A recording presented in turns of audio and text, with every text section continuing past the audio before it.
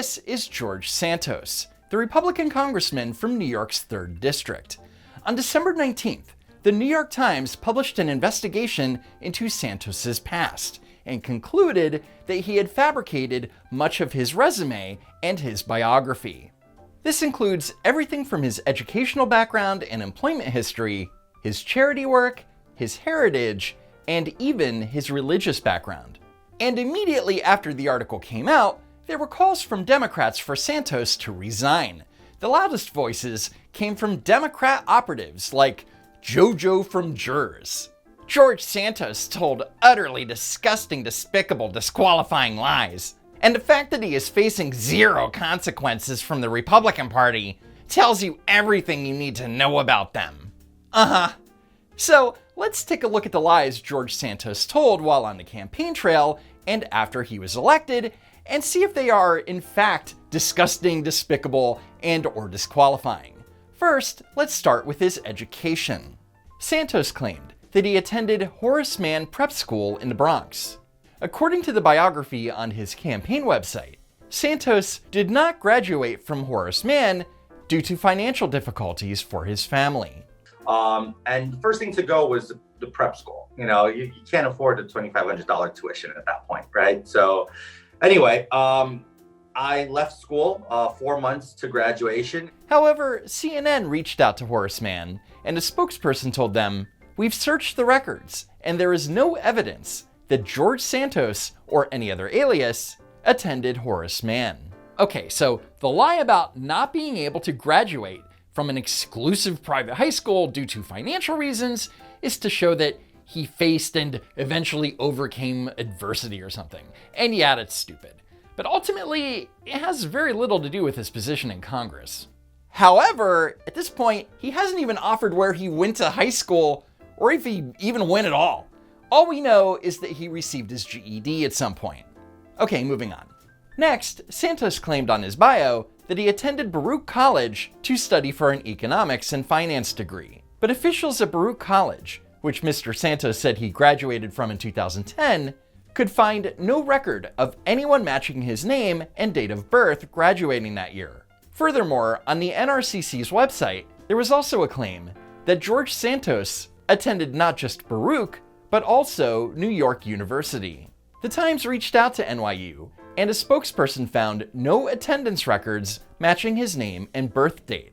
Now, to be fair and objective, it's possible that the GOP wrote that Santos attended NYU by mistake, because it was never listed on his campaign site bio, and there doesn't seem to be an instance where Santos personally made the claim. But considering the amount of lies Santos has told, it's near impossible to give him the benefit of the doubt. And since the New York Times article, Santos has admitted that he didn't go to college or graduate from any institution of higher learning. So the good news is that at least he doesn't have any student debt, right? Next, according to his bio, Santos began working at Citigroup as an associate and quickly advanced to become an associate asset manager in the real asset division of the firm.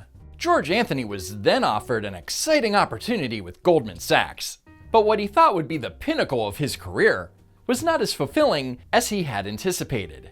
But a spokesperson for Citigroup said that the company could not confirm Santos's employment there, said that she was unfamiliar with Santos's self-described job title, and noted that Citi had sold off its asset management operations in 2005, which would have been at least 2 years before Santos supposedly graduated high school. And the Times found a similar result with Santos's claim that he worked at Goldman Sachs, saying that they could not locate any record of Santos working at the company. Now, both are pretty substantial lies, and easily the most consequential, especially when you consider that he was selling his expertise in the world of finance to voters and was expected to be placed on the House Financial Services Committee. So, while lying about his work history doesn't disqualify him from serving in the House, it most definitely prevents him from receiving any committee assignments. He's pretty much going to be useless in Congress. And speaking of work, when Santos was asked about the Colorado Springs nightclub shooting during an interview on WNYC, he made the following claim. I condemn what happened in Colorado, just much like Pulse at the Pulse nightclub in Orlando in 2016, which I happened to, at the time, have people that worked for me in the club. My company at the time, we lost 4 employees that were at Pulse nightclub. So, I mean, maybe these 4 employees all decided that they wanted to hang out outside of work and decided to meet up at a gay nightclub on a Sunday night, right? However, the New York Times reviewed news coverage and obituaries and found no evidence that could support the claim. So on the Katz Roundtable radio show with John Katzimatidis, Santos was asked to clear things up. Did anyone who worked for you perish in the Pulse nightclub shooting?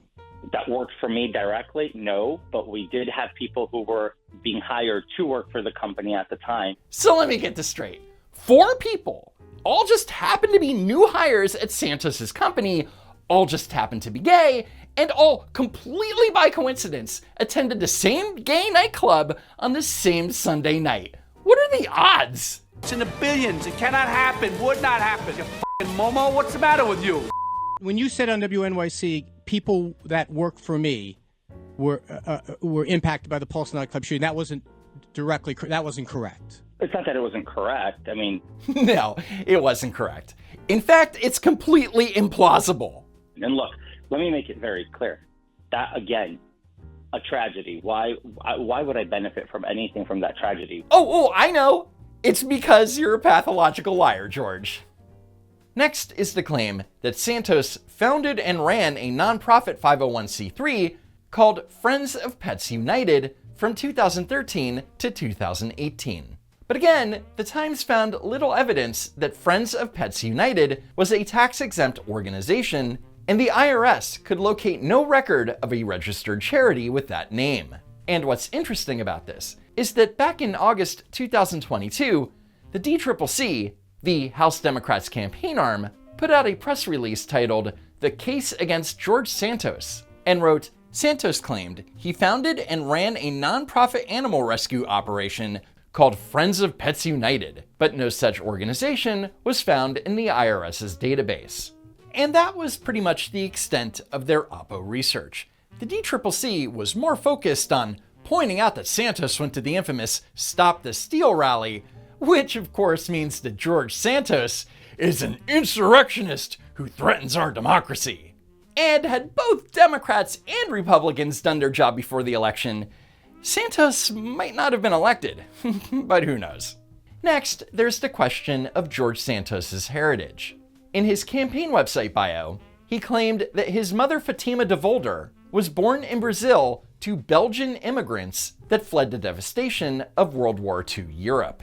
But in an investigation by The Forward, notes that the website myheritage.com lists Santos's maternal grandparents as having both been born in Brazil before the Nazis rose to power, and that they were both born in Rio.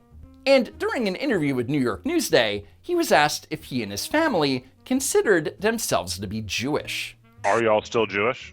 No, my family, when they fled to Brazil, their fear of persecution yet again, because it had happened twice, converted to Roman Catholicism. I grew up Catholic, so, I know about heritage. I respect it, but I don't go around claiming to be Jewish. Yet, in a position paper sent out by his campaign, Santos described himself as a proud American Jew. This is a lie he would benefit from politically, considering that 20% of New York District 3 is Jewish. Or maybe it's not a lie and he just identifies as trans-religious or something, I don't know. Oh wait, George Santos now says, I never claimed to be Jewish. I said I was Jew-ish. See guys, it was all just a big misunderstanding. Wait, what? Next, Santos claimed that he was the victim of the eviction moratorium in New York State. In February 2021, Santos tweeted, "Will we landlords ever be able to take back possession of our property? My family and I are nearing a 1-year anniversary of not receiving rent on 13 properties. The state is collecting their tax, yet we get zero help from the government. We worked hard to acquire these assets." However, the New York Times stated, while Mr. Santos has described a family fortune in real estate, he has not disclosed, nor could the Times find records of his properties. Ironically, in the past, Mr. Santos seems to have benefited from landlords not being able to collect their rent. In November 2015, a landlord in the Whitestone neighborhood of Queens filed an eviction suit in housing court, accusing Mr. Santos of owing $2,250 in unpaid rent. And in May 2017, Mr. Santos faced another eviction case from a rent-stabilized apartment in Sunnyside, Queens. A warrant of eviction was issued, and Mr. Santos was fined $12,208 in a civil judgment. And now that Santos has a job that pays $174,000 a year, maybe he'll get around to making amends and paying it back. Yeah, I wouldn't hold my breath either. Next, there's the issue of his claims that he's made regarding his mother. In a tweet responding to someone who had a tasteless joke in their Twitter name, Santos wrote, "9/11 claimed my mother's life, so I'm blocking so I never have to read this again." But then, 5 months later, he tweeted, "December 23rd this year marks 5 years I lost my best friend and mentor. Mom, you will live forever in my heart." Now, critics claimed that in that tweet, Santos said that his mother died in the attack on the World Trade Center. But one could argue that he meant the subsequent toxic air and dust from the attack, and that could have been the catalyst for her cancer. And to his credit, Wayback Machine archives of Santos's About page never suggest that she died on 9/11, and I couldn't find any instance of him doing so. However, there's a big issue with George Santos's description of his mother's work history. George's work ethic comes from his mother, who came from nothing, but worked her way up to be the first female executive at a major financial institution. Which major institution? What was her title? How long did she work there? Well, couldn't tell you. And that's because, according to the New York Times, they found that a Brazilian community newspaper at the time described her as a cook, and Mr. Santos's friends and former roommates recalled her as a hardworking, friendly woman who spoke only Portuguese and made her living cleaning homes and selling food. None of those interviewed by the Times could recall any instance of her working in finance, and several chalked up the story to Mr. Santos's tendency for myth-making. After the New York Times investigation, the About page was modified, and the part about her work history was largely removed, but does currently say that George's mother was in her office in the South Tower on September 11th, 2001, when the horrific events of that day unfolded. Okay, so George Santos lying about his family, his heritage, or even where he went to school isn't illegal. But it does reveal a lot about his character, of which he has very little. And Democrat operatives like Jeff Tiedrich are really no better. If George Santos were a Democrat, his own party would have forced him to resign a week ago. Your reminder, as if you needed one, that Republicans have no f***ing shame. None, zip, zilch. Oh, really? I didn't hear calls from Democrats for Elizabeth Warren to resign after she was caught claiming that she was a Cherokee for most of her life, or when she lied about getting fired from a teaching job that she actually resigned from. Instead, many Democrats endorsed her when she ran for president. Woohoo! Or how about when Richard Blumenthal was running for Senate and lied about serving in Vietnam? Did Democrats insist that he withdraw from the race? Of course not. And Blumenthal's reward for lying is being allowed to sit on the Senate Armed Forces Committee and the Committee on Veterans Affairs. And let's not forget about Joe Biden, who lied about marching in civil rights, lied about being arrested over civil rights, lied about his son dying in Iraq, lied about being a truck driver, lied about being a full professor at Penn, lied about having both cancer and asthma, lied about how many times he traveled to Afghanistan and Iraq, has said that he was raised by the Puerto Rican community politically and got raised in the black church. And those are just the ones off the top of my head. Even his official portrait is a massively photoshopped lie. Where did the dent in your chin go, Joe? Anyone who is caught lying on their resume 1/10 of as many times as George Santos has lied to the American people would have been fired instantly. But in today's Republican Party, it changes nothing. They simply don't care. Who the hell would vote for that? So do you think JoJo from Jurors ever called for Joe Biden's resignation? Nah, not the same thing. Okay, so to be clear, I'm not defending George Santos. But for Democrats to insist that he resign over his lies, well, they can get bent. Because when it comes to the questionable character of Democrats, they don't blink an eye. Here's an example. This is Julia Salazar, the Democratic Socialist State Senator from New York's 18th District. Back in 2008, she was running for her Senate seat when Tablet Mag published an investigation into Salazar's past. First, they explored her assertion that she was an immigrant from Colombia and listed several instances where she made that claim, including a 2018 interview with Jacobin, where Salazar said, "My family immigrated to the US from Colombia when I was a baby." And on her campaign page, touting her platform, she wrote, "As a proud immigrant myself, I know how important it is to protect the rights of immigrants." And here she is at a fundraiser claiming that she's an immigrant. I immigrated to this country with my family when I was very little, from Colombia. However, Julia Salazar did not immigrate from Colombia. She was born in Miami, Florida. And while her father did in fact immigrate from Colombia in his teens, her mother did not, as she was born and grew up in New Jersey. Not to mention that Julia's mother's heritage is Italian, not Colombian. But when you're running for office in a district that's 67% Hispanic, it makes you more relatable to your voter base. And when the Tablet magazine article exposed her, she attempted to throw one of her campaign staffers under the bus. In a statement, Julia wrote, "The fact that my parents traveled with me between Colombia and the US as a small child produced confusion for some people about where I was born. One member of my staff was even unknowingly unclear on this, and as a result, they incorrectly told some reporters that I had been born in Colombia and was therefore a naturalized citizen." Maybe her campaign staff was confused because Salazar is directly quoted as saying that she's a proud immigrant. If you're born in the United States, you're not an immigrant. And if you say that you are, you're a liar. Next, Salazar's campaign page bio implied that she graduated college, where she stated, "She supported herself through Columbia University as a nanny." And on her platform page, she stated, "As a child of a working-class immigrant family, I worked my way through high school and college." But as the New York Times pointed out in September 2018, she also did not graduate Columbia, though her website implies that she did.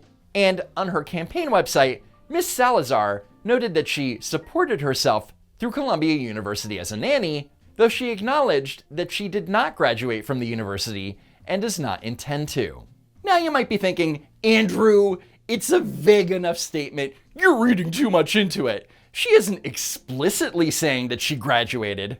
But months earlier, in July 2018, when members of the media questioned if she actually graduated, the Salazar campaign responded saying, "Julia opted out of being in the registry when she was in college because she's a private person and is listed as a class of 2014 donor here. And I think if you call the registrar, they should confirm that she graduated." And that's a pretty convoluted explanation for someone who is totally not trying to hide the fact that they didn't graduate. And for further proof that she lied, it was reported by the New York Daily News that Citizens Union had withdrawn its backing of Salazar. Randy Maestro, the chair of the group, said in a statement, "Salazar recently admitted that the information she originally provided to Citizens Union about her academic credentials was not correct, so Citizens Union has decided to express no preference in this race." In other words, her campaign lied about Salazar graduating, and Salazar herself lied about it. Next, there are some discrepancies with her upbringing. Salazar once tweeted, "I was raised by a single mom who didn't have a college degree." But let's look at the timeline. From 1990, when she was born, to 1997, she lived with both her mom and dad. Her parents separated in 1997. 2 years later, in 1999, Julia's mother received a bachelor's in psychology, which means that Julia was raised by a single mom without a college degree from age 6 to 8, which is only a 2-year period. So, Julia Salazar lied about being an immigrant, lied about her family background, and lied about her education. But when the New York Times reported on Republican George Santos's lies versus Democratic Socialist Julia Salazar's lies, all you need to know about bias in the mainstream media is in the headlines. Who is Rep-elect George Santos? His resume may largely be fiction. Compare that to the Salazar piece. Want to be the next Alexandria Ocasio-Cortez? Be careful what you wish. Julia Salazar's name isn't even in the headline. Come on, man. Anyway, on a side note, when I lived in Brooklyn, Julia Salazar was my state senator. And the United States Postal Service would routinely take Salazar's flyers and newsletters, and instead of sorting the mail for each apartment in my building, would just dump them all into my mailbox. And Salazar, who is supposed to be a democratic socialist, has no problem spending your tax dollars to print and mail out a card wishing voters a safe and happy holiday season. Anyway, I didn't know about any of the controversy surrounding Salazar until the months after the election. Gee, I wonder why. The only thing that I had heard about Salazar was that before she moved to New York City, she was a registered Republican. And I definitely didn't hear about her arrest, where she allegedly attempted to impersonate Kai Hernandez, a family friend and then wife of baseball star Keith Hernandez. Had I known, I probably would have made a 20-minute video about it. It's juicy stuff. I also didn't hear about Salazar's religious journey of how she went from being a right-wing pro-Israel Christian pro-life activist who once appeared on Glenn Beck's show to promote her views, and how she transformed into a left-wing anti-Israel Jew all within the space of a year or so. I mean, that's neither here nor there, but it's curious to say the least. Now, I'm going to guess that you, the viewer, never heard anything about Julia Salazar until now, and that's my point. Both Santos and Salazar lied about their heritage, their family history, and their education, and have had their share of controversies. But only one of them was put through the ringer. I know you're shocked.